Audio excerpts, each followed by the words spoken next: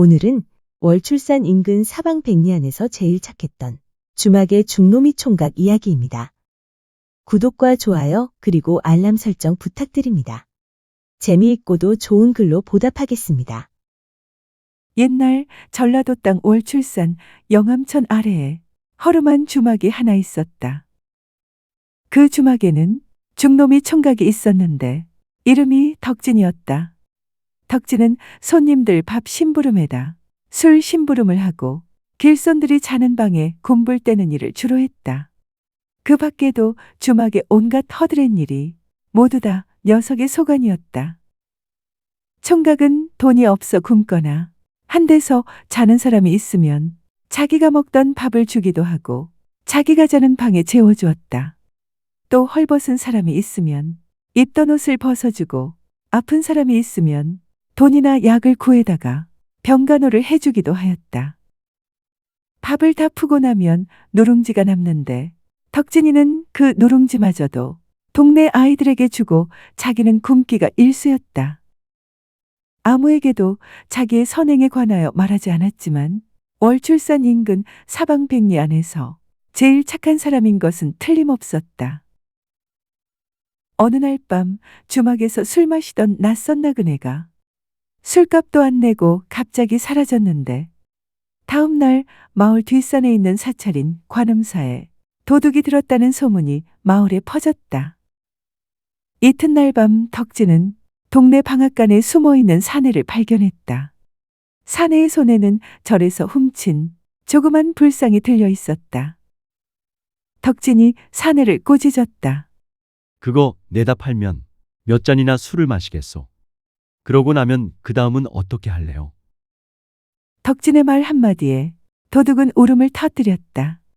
덕진은 그에게 먹을 걸 가져다 주고는 주막의 헛간에 숨겨주었다. 며칠 후 도둑의 손을 잡고 절로 갔다. 불상을 돌려받은 주지스님이 도둑에게 몇 마디 좋은 말로 타일렀다. 그 후 마음을 잡은 도적은 산에서 나무를 해다가 장터에 내다 팔면서 착하고 성실한 인간이 되었다. 그 청년을 괜찮게 여긴 동네 사람들이 가난하지만 착하고 마음씨고 온 처녀를 찾아서는 장가를 보내주었다. 동네 사람들이 한 푼 두 푼 정성을 모아 결혼식을 올려주었는데 마침내는 마을 사람 모두가 참석하는 동네 잔치가 되었다.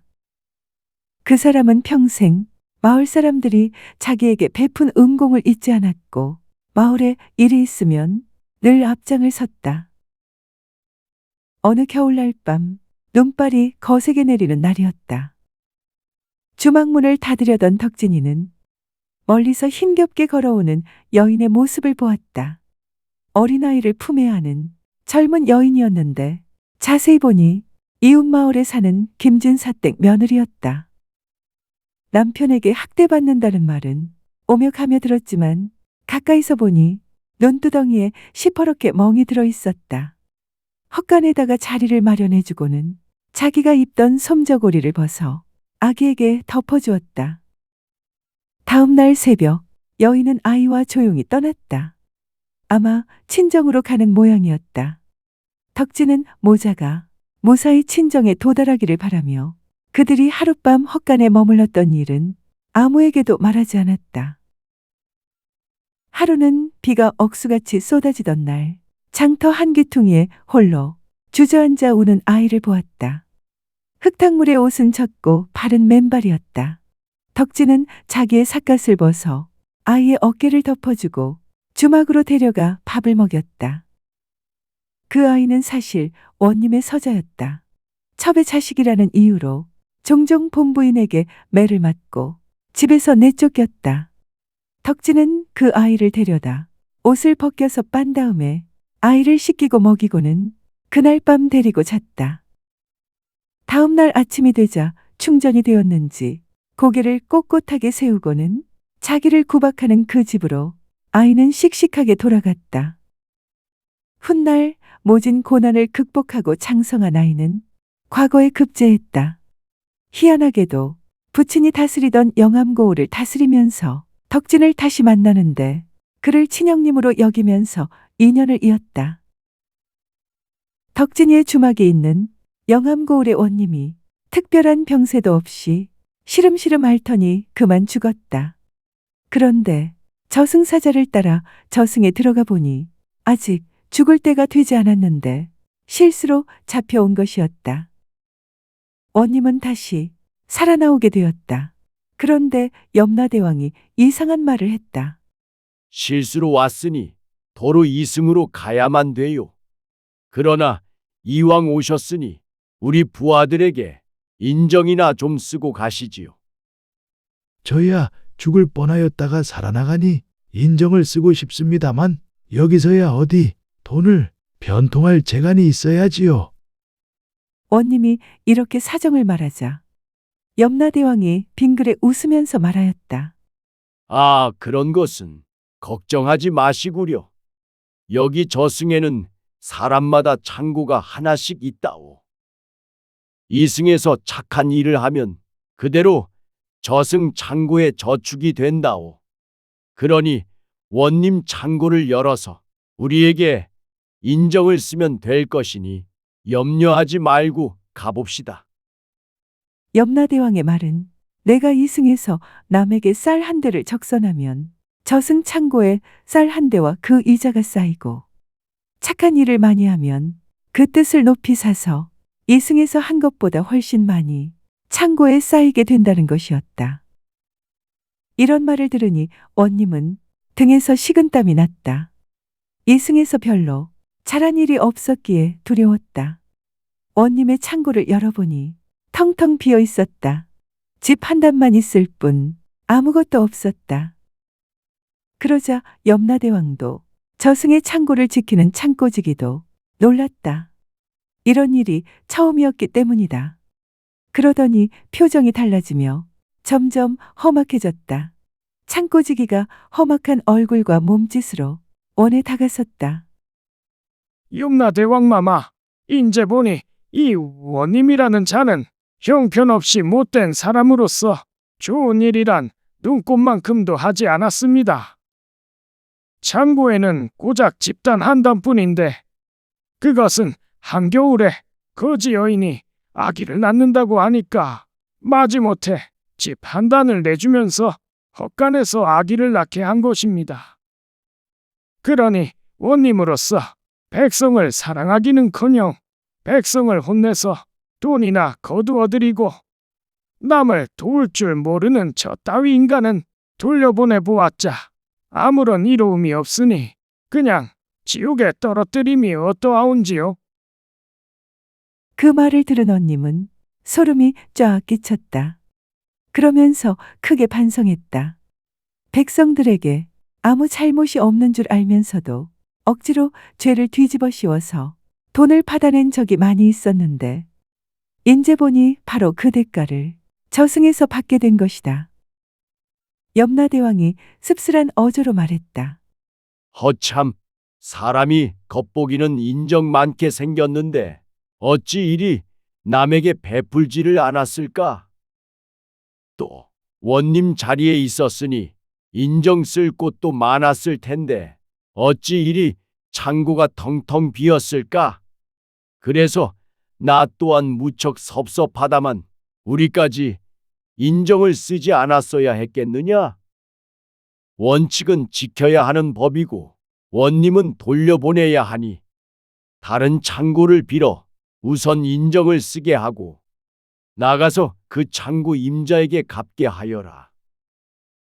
그래서 원님 창고에 옆에 있는 창고를 하나하나 조사하여 보니 참으로 한심하게도 변변한 창고가 없었다. 줄줄이 빈 창고를 본 원님은 자기가 세상에 나가면 앞장서서 착한 일 하는 것을 백성들에게 보여야겠다고 생각하였다. 그런데 어떤 창고를 열어보니까 곡식이 그득하였다. 그 창고는 덕진이라는 자의 곳간이었다. 덕진이라면 바로 주막집 중놈이 녀석이 아니던가. 천하디천한 아이였다. 부모도 없고 배운 것도 없고 가진 것도 없는 중놈이의 저승 창고를 보던 원은 부끄러워서 쥐구멍에라도 들어가고 싶었다. 덕진의 저승 창고에는 이승에서의 덕진이 행한 따뜻한 인정과 사랑이 모두 다 모여서 쌓여 있었던 것이었다. 저승에서는 덕진이가 세상 누구보다도 더 훌륭한 사람이었다. 저 덕진이 창고를 빌어서 인정을 쓰고 나갔으면 좋겠습니다. 돌아가서 제가 갚겠습니다. 원님은 염라대왕의 허락을 받아 덕진이 창고에 있는 곡식을 꺼내서 저승 사자들에게 두루 인정을 쓰고 무사히 살아났다. 이승으로 돌아온 원님은 즉시 덕진을 불렀다. 덕진은 평생 죄를 모르고 살았는데 원님이 어찌 나를 부르나 하여 잔뜩 겁을 먹고 동원으로 갔다. 그랬더니 원이 버선발로 나와 덕진이를 데리고 들어가 좋은 자리에 앉히고 자기가 저승에 가서 덕진이 신세를 크게 지고 왔다고 말하였다. 내가 이제 너에게 신세를 갚으려 하니 몇 백석이 되던 내가 원하는 것을 말해 보아라. 그러자 덕진이는 놀라서 할 말을 잃었다. 죄가 있다고 벌 주지 않는 것이 다행이기는 하지만 염라국에 갔다 왔다는 이야기가 하도 이상하여서 어리둥절할 뿐이었다. 하지만 딱 잘라 거절하였다. 저는 전혀 모르는 일입니다. 사정이 딱한 사람에게 기껏 밥이나 준 정도인데 그것도 제가 좋아서 그렇게 한 것인데 이렇게 많은 곡식을 받을 수는 없습니다. 원님이 아무리 타일러도 자기가 알지도 못하는 일로 그런 엄청난 곡식을 받을 수는 없다고 하였다. 원님은 이러한 덕진이를 어찌할 수가 없었다. 며칠 동안 주겠다 못 받겠다고 하면서 실랑이를 벌이다 결국 두 사람은 이렇게 결정을 보았다. 저는 못 받겠고 원님은 주시겠다고 하니 이 곡식을 가지고 우리 고을에 좋은 일을 하나 했으면 좋겠습니다. 고맙다. 우리 그렇게 하자. 우리 고을에 오랫동안의 숙제가 하나 있지 않느냐? 이 곡식으로 다리를 놓고 내 이름을 따서 덕진 다리라고 하자. 덕진이는 다리 놓는 것은 좋지만 자기 이름을 붙이는 것은 반대하였으나 원님이 하도 사정사정하여서 덕진다리라는 이름은 그냥 두기로 하였다. 이런 소문이 나자 고을 사람들은 무척 좋아하였다. 그동안은 징검다리밖에 없어서 비가 조금만 와도 동네 사이를 왕래할 수가 없고 농사 지으러 왔다 갔다 하기도 힘이 들었는데 이제는 마음 놓고 다닐 수 있게 되었기 때문이다. 영암천에 다리를 놓는 공사가 시작되자 덕진은 공사 현장에 함께 참여했다. 감독을 하는 것이 아니라 직접 돌을 나르고 흙을 파며 몸을 아끼지 않았다. 원님이 덕진에게 일을 너무 열심히 하지 말도록 만류했다. 덕진아, 너는 저승에 창고가 가득 차 있는 부자인데 왜 이런 힘든 일을 직접 하느냐? 그러면 덕진은 환하게 웃었다. 원님, 이 다리는 마음으로 쌓는 것입니다. 그러니 제가 먼저 땀을 흘려야 튼튼하고 오래가는 다리가 될 것입니다. 그러면 모두가 마음 놓고 건널 수 있겠죠. 영암천에 다리 놓는 모습을 본 영암 고을의 부자들이 곡식과 돈을 많이 내놓았다.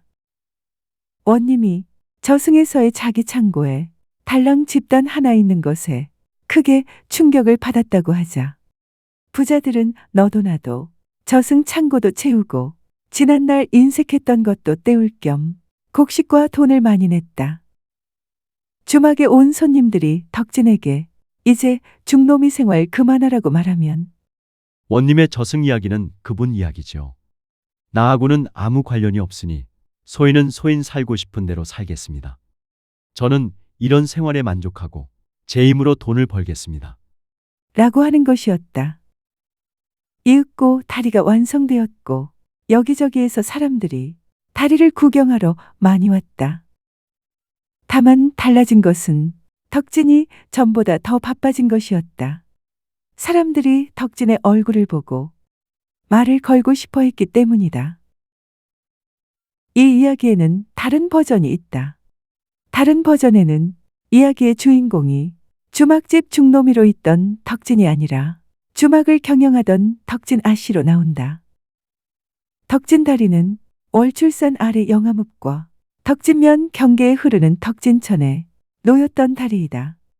덕진 아씨에 의해 다리가 언제 만들어졌는지 알 수는 없지만 신증동구겨지 승남에 덕진교는 덕진포에 있다 라는 내용으로 볼 때 1500년대 이전에 세워진 것으로 보인다. 현재 덕진다리는 과거의 모습을 찾아볼 수 없고 징검다리만 그 흔적이 남아있다. 덕진 아씨의 주막이 있던 곳에는 1832년에 덕진 아씨의 공덕을 잊지 않기 위해 마을 사람들이 세운 대석교 창주 덕진지비가 있다. 지금도 단오가 되면 마을에 있는 덕진제각에서 덕진 아씨의 공덕을 찬양하고 마을 사람들의 행복을 기원하는 덕진여사 추모제를 지내고 있다고 한다.